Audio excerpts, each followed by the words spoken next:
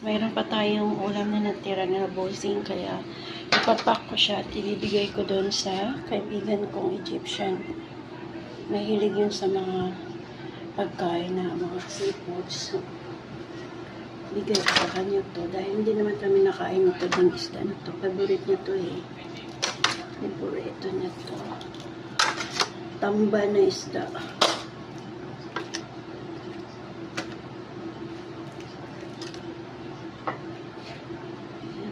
Dami. Yung tuwa na pag ngayon siya nito. Kasi pag nandito may isda.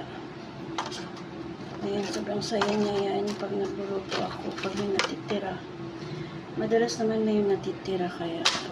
Tapos ito yung isang diwa na malaki na lapo-lapo na pinirin. Ito yung rice niya. Saya din.